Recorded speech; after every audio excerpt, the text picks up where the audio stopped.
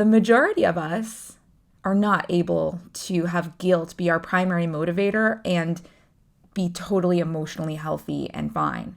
Because in the process of letting guilt motivate us, we're actually allowing ourselves to be broken down and torn down by the inner voice that comes along with that guilt. Hi there, I'm Sarah Kornblick, founder of Thriving Working Mom. I'm a social worker and mother of 4 little ones. My goal is to be able to teach and inspire working moms to recognize that even with the stress or chaos or busyness going on, they can still find joy, peace, and fulfillment. Last week's episode sparked some really interesting discussion on social media. The topic was, I'm not a supermom, and really dove into that feeling that everyone else is more functional than we are, or looking around at a messy home or things that fall through the cracks and feel like, what's wrong with me? Or this is just me. And the discussion that was sparked was about self-compassion and whether self-compassion will dampen your drive to problem solve and or succeed or get things done. And I'm so glad this came up. Today is the perfect day to address it. And it's actually interesting too, because one of the previous episodes about the myths about self-love also dove into this, but it bears repeating because this concept of feeling this fear that self-compassion or self-love is just going to totally eliminate our drive is something that can be scary for many people. Guilt can be a very, very successful motivator. Who wants to feel guilty? Who wants to feel bad about themselves? Even guilt. What is guilt? I mean, we think about it in the legal sense. Guilty means you did a crime, you did something bad.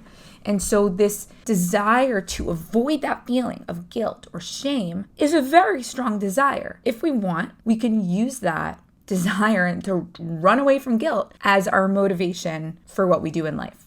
Maybe some people are able to have that motivator and remain emotionally intact, and I'm happy for them. The majority of us are not able to have guilt be our primary motivator and be totally emotionally healthy and fine. Because in the process of letting guilt motivate us, we're actually allowing ourselves to be broken down and torn down by the inner voice that comes along with that guilt. For example, let me talk about actually something going on for me right now that I hope will illuminate this dilemma of self-compassion versus letting the guilt push you to get things done. So for me right now, I do not have childcare for most of the week for my toddler. And so she is home with me. And she also didn't sleep well last night. And so I'm exhausted. And between not having childcare and being exhausted, there are things that are falling through the cracks. So let's look at the 2 roads that I have ahead of me. There's the guilt to push to succeed of, okay, I have these responsibilities. They need to get done. I cannot let excuses get in my way, right? This is the guilt voice. And then when I don't get things done, what is wrong with me? Why can't I just get things done? Why can't I, these tasks are clear. Why don't I just go through it and get these tasks done? Maybe that works for people. But for me, that would only make me feel badly about myself, which would long term hold me back. Because if I'm not whole and happy with who I am, then what is anything? The other road is self-compassion. I could say to myself, wow, Sarah, this is a really difficult situation. And yeah, I'm tired. And I'm the kind of person who needs 9 hours of sleep a night. And I need to have self-compassion and say, it's okay. Let's triage. Let me just get the 3 most important phone calls or texts or emails out. Or let me just get the things that are on a deadline that need to get done. Because it's a difficult situation. And it's not unique to me.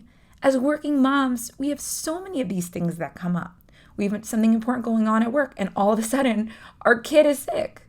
and we can't send them to school. Or our kid is sick, and then when they're feeling better, the next kid is sick. Or one of our kids wakes up middle of the night throwing up and needs a full bath or shower, and the whole night is taken up, and the next thing you know, it's the morning and you're exhausted. There are so many, and these are like a few small examples, but balancing all the responsibilities that we do is really challenging. And so having self-compassion is step one. We can also have a drive and a push to succeed and improve and problem solve and make our life more manageable. That's great. But the problem is when you build that on a foundation of guilt, it's like you're building in quicksand. I mean, I don't know if you're really building in quicksand, but the concept is it's not a solid foundation. When you're building on self-compassion, then all of your efforts to improve, it's coming from a place of constructive building. And the way I like to think of it is instead of guilt, instead of, holding ourselves up to this bar of perfection, and anything short of perfection is a cause for guilt or shame, I like to think of it as striving for excellence. For me, as a mom, as a social worker, as everything I am in my life as a person, I want to be the best person I can be. That's honestly like my underlying everything. I want to be the best I can be in this one chance I have at life. And that translates to a goal of excellence, not perfection.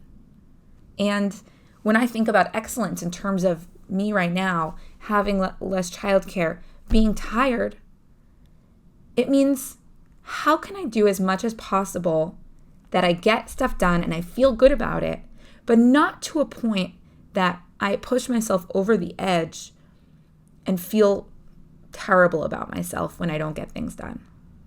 That's the way I think of it. And it's pretty interesting. I made a list this morning of some things that I needed to get done.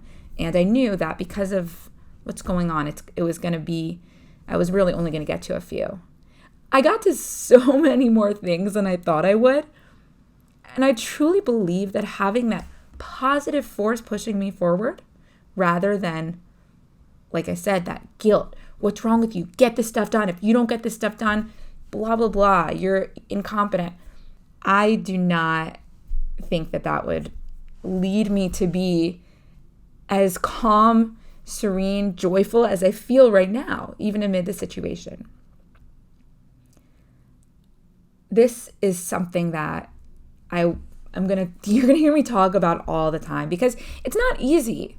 If you've been using guilt as your motivator and trying to avoid that feeling of guilt or shame as a way to get things done, it's pretty ingrained in your decision making, in your natural instinct, and that's okay. That's normal. So it's gonna take time to shift. And I always say this, changing your inner dialogue and creating some kind of mantra or affirmation around, it's okay if I didn't get everything done. I'm doing the best I can. Or I'm striving for excellence, not perfection. Or I'm going to build a more solid foundation for my life with self-compassion than guilt. Whatever it is, we have to start training ourselves. Imagine that we're the teacher and we're the student. Our intellect is the teacher and our emotions are the student. And we need to use what we intellectually want and teach our emotions how to one day, big picture, react instinctively with the self-compassion rather than that guilt drive. I do understand if there are people, I think this is something else. Okay, operational definitions. Sometimes people define guilt differently. It could be for some people, guilt that motivates them is not the toxic self-critical guilt. I'm not sure. But I think that if you are dealing with the guilt that is critical and makes you feel badly about yourself, I highly recommend stopping to think about it.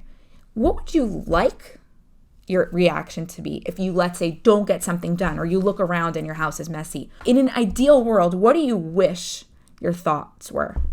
That is your mantra or affirmation that you're going to try to teach your emotions. If my emotions can react this way, then I will intellectually and emotionally be aligned. I will want to be self-compassionate, and I emotionally will treat myself with self-compassion. I'm really, really glad that this discussion sparked. I think that so many people have that fear.